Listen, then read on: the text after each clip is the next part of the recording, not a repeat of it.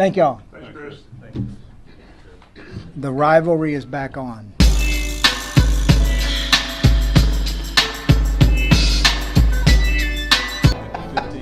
We're the best rusher in the draft. You either believe in something or you don't. This is what we believe. If it gets me fired, so be it. At this stage of it all, we'll be going. If Chris Ballard was to go 10-7 the next 2 years, he would still be under 500 by one game.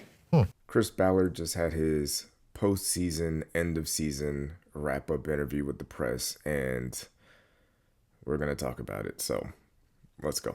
Indiana, we some Indiana moves. Indiana, we some Indiana moves. I'm an Indiana move. We don't take 1, 2, 3. We make the f***ing rules now. No more talk. Just win. Let's go. Touchdown! I-N-D-Y! Anthony Richardson. So before we get started, make sure you guys like and subscribe to the channel. I appreciate you guys for all the support. If you're new here, hit the subscribe button. Costs you nothing. Takes 2 seconds. If you have subscribed, I appreciate it. I love you. If you're a Colts fan, yeah, we're going to be going through it for at least another year. So before we get into my thoughts and kind of go through Chris Ballard's end of the season presser, I saw a tweet from _Michael521, and he kind of put his kind of career, Chris Ballard's career, into a little bit more perspective. So in his tenure, he's been here for 8 years, 3 different head coaches, 12 starting quarterbacks, which is crazy to think about. The worst part is we've had a different week 1 starting quarterback every year from 2017 to 2023. 61, 69, and 1 record. 0 division titles. During this time, every team in our division has won the division at least twice, and the Jaguars won it 3 times. Yeah. 2 playoff berths, 1 playoff win, have had multiple choked big games that could have got us into the playoffs against the Jags in 2021 and against the Giants this year. Largest blown lead in NFL history against the Vikings, I believe 3 years ago. Constant locker room drama and his refusal to add talent through free agency and trades. Now, all of those things that he put in that post are all fair and legitimate. Like, Chris Ballard has not brought any free agents in. He has not been aggressive in the draft. We have had all these issues in the locker room. We haven't won a division. We haven't made the playoffs in a few years now. We haven't won a division at all. We don't seem to be real competitive long term, and the quarterback situation is something that he has not figured out yet. And as a GM, that's one of the main jobs that he has. So I went through the press conference. I watched it twice.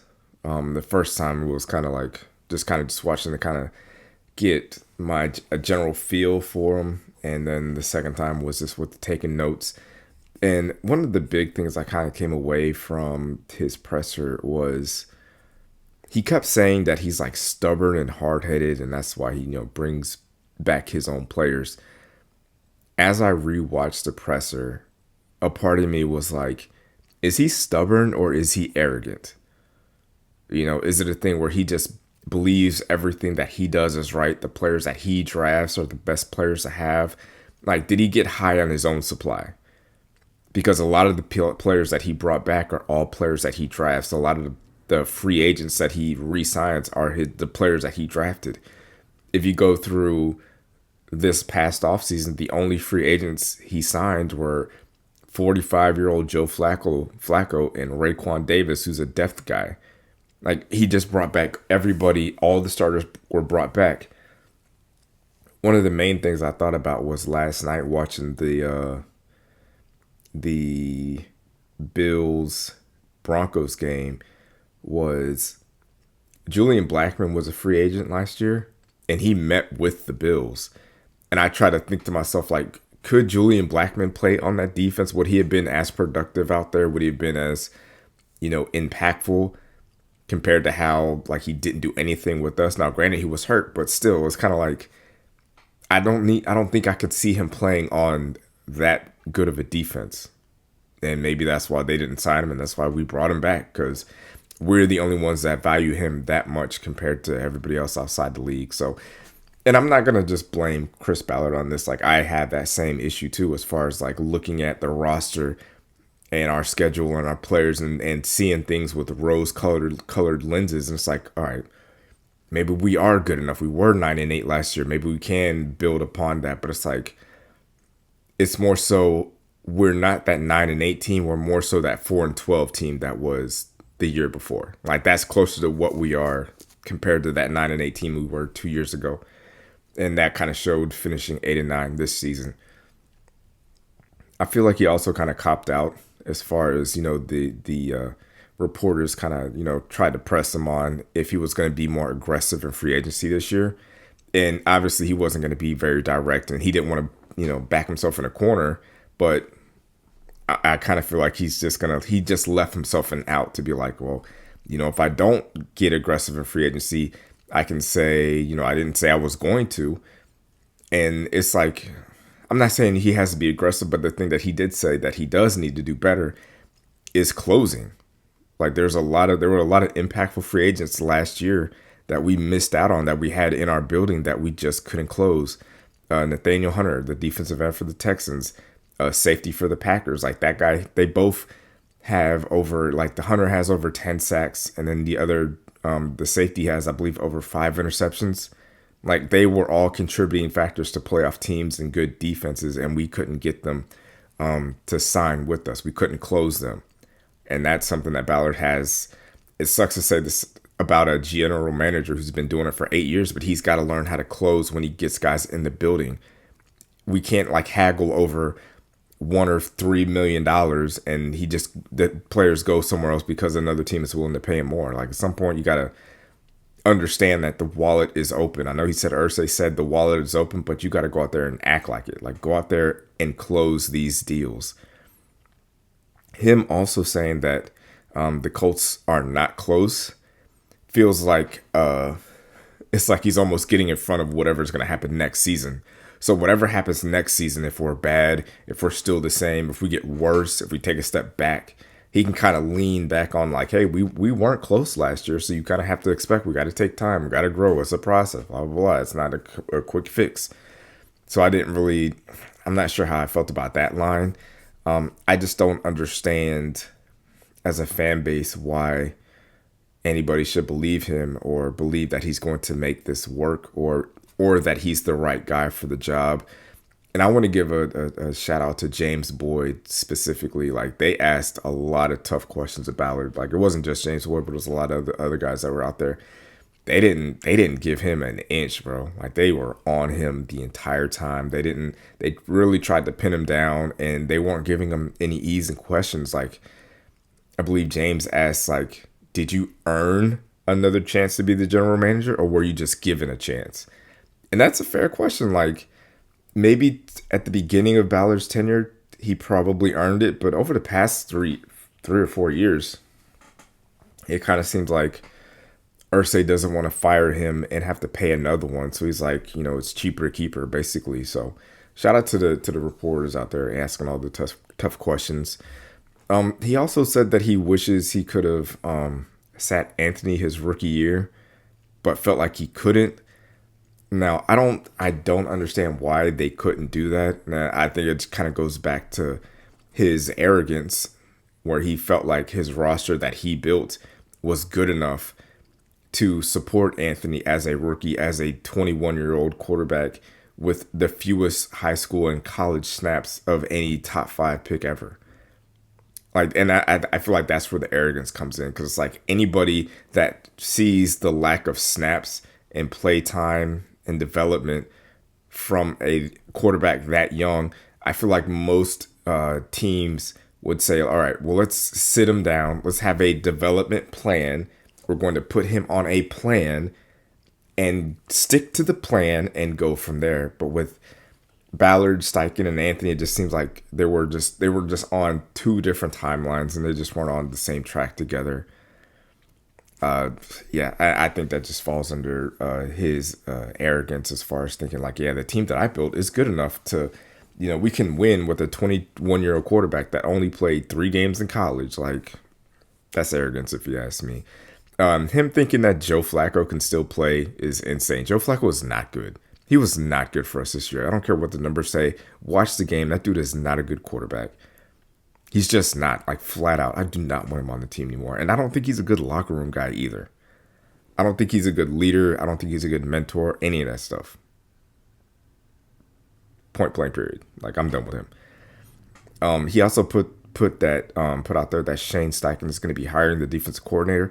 I think that's a good sign because that means that hopefully we don't get the same type of defensive coordinator that Ballard has been bringing in, and we can get someone that's a little bit more aggressive, someone that's a little bit more man-oriented, someone that's a little bit more creative with their schemes and blitzes and simulated pressures, something that Gus Bradley wasn't really about. And Shane Steichen is a younger kind of coach and a little bit more aggressive, so hopefully his defensive coordinator can match his style of coaching, and I think that would be an improvement.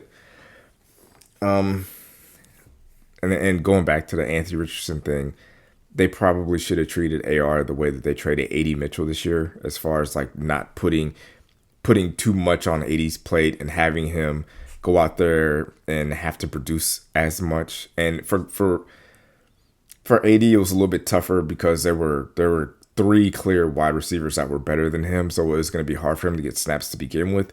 But I mean, they could have did the same thing at the quarterback position by bringing in someone a little bit better than Gardner Minshew and Joe Flacco for 2 years. Players that were all right, but would you rather just be mediocre with Gardner Minshew and Joe Flacco, or would you rather just be mediocre with your rookie quarterback? Like, I don't know. And the question that I kind of been thinking about the last few weeks, ever since like the Zaire Franklin and Pat McAfee, all the back and forth about like culture, and I kind of want, this is the main thing that I want people to be in the comments about. Does culture breed winning, or does winning breed culture? Like, does your culture come from winning, or do you have to have the culture first to then begin winning? Because it's like, did the Patriots have a good culture before Tom Brady became a starter and they started winning games? Or was the culture produced because they were winning games? Or like, I don't know.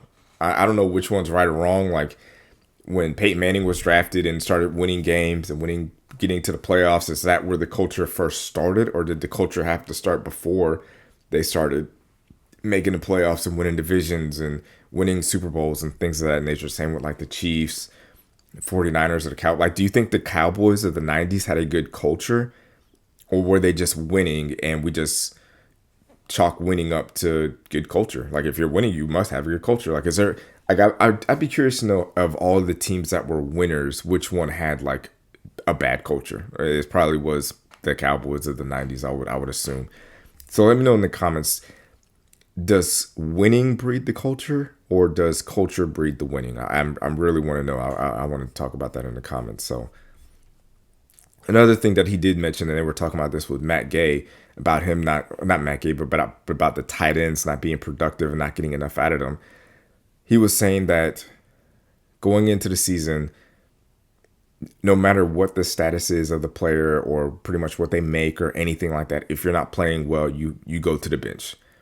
And I'm curious to see if that actually happens going into next season.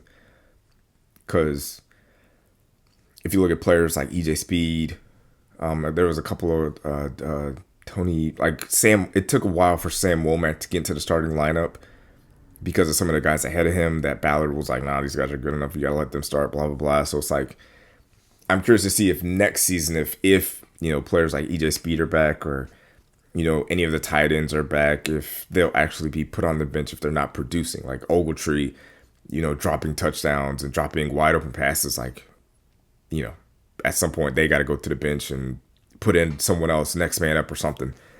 And he did stress that he didn't bring in any competition to kind of keep people on the edge, to let them know like, hey, you have your spot, you earned your spot, but that doesn't mean you don't have to keep earning your spot.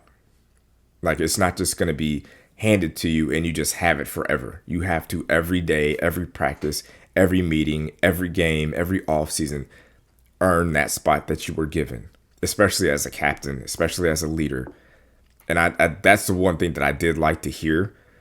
But the main takeaway from this presser is that the team got complacent. There was no competition, but there was a lot of ego. And you can't win with that. You can't have a winning, successful franchise with that type of thinking, with people that think that they can just show up and their spot is reserved no matter what they do out there. No matter how poorly they play, no matter what they say, no matter what they say or do in the off season, no matter how late they are to meeting, no matter how many times they're late to meetings, no matter how many times they miss meetings or miss treatment or any of those things. Well, I'm a captain, so I'm going to start anyway, or I'm a starter, I'm going to play anyway. There's no one that can challenge me for my spot, so whatever. I don't have to earn it anymore. I already have it, so who cares? And that's the kind of, and that starts from the top. That starts with Ballard. Oh, it technically starts with Irsay, but I mean, he's empowered Ballard to bring in these players. So you can't really put the blame on the players when you're the one that brought all these players back. These are your guys. Like, there are no more Grigson guys except for Ryan Kelly. Like, everybody, the other 52 men on that roster are guys that you brought in, that you drafted, or that you traded for. So if there's something wrong with the culture, if there's something wrong with the players, they are your players and you have to be accountable for that. That is on you. I would have preferred that they had moved on from Ballard 2 years ago when we won 4 games. But I think at this point, after listening to this press conference, after some of the things that he said, it feels like he's going to be here until his contract is over. I'm not sure how much longer his contract is, but I think he's here for at least another 2 years. I think Steichen's got 3 years left on his deal, so I wouldn't be surprised if Ballard is there for that long too. It's disappointing. I'm not going to go into the next season. I'm not going to kind of watch, what happens in free agency and watch the draft and get excited and think that things are going to be different. I'm not going to fall for it this year. Like, this past offseason, I predicted that the Colts would win this division, host a playoff game. Anthony Richardson would be a top 10 quarterback by the end of the season. Our defense was going to be top 15-ish. Like, I'm not falling for it this next offseason. Like, they're going to have to show it to me and they're going to have to prove it to me. As annoying as I find Pat McAfee, I commend him for not just speaking out negatively about the team, but actually putting his money where his mouth is by saying, you know what, I'm not going to renew my season tickets. I'm not going to be paying for the games anymore. I'm not going to go to the games. I'm not doing it. I'm not giving you guys my money until you show me that you guys can put out a winning product. And I think more fans should feel that way. If you live in Indy, if you have access to season tickets, why should you why should you renew your season tickets? Why should you continue to give them money if they're not going to put out a winning product? We haven't won a division in almost 10 years. We haven't won a playoff game in almost 5 years. At some point, they're going to have to earn it. They're going to have to earn the trust of the fan base, the trust of the city, and just, I don't want to say we're a laughingstock, but we haven't won a division in 10 years. And every other team in our division has won it at least twice. Like, we're getting lapped in our own division. So let me guys know what you think about, Chris Ballard's status and what he said during his presser. Like I said, I'm kind of I'm kind of indifferent about how I feel about it at this point. Like, I'm a little bit annoyed, but this is where we're at, and this is who we're stuck with. So, I'm not super optimistic about the 2025 season. I still, believe in some of the players. I still believe in the coach. As shocking as it is, but yeah, it's going to be a long off season. So till next time, peace. Thanks for watching, babe. Make sure to like this video and subscribe to the channel.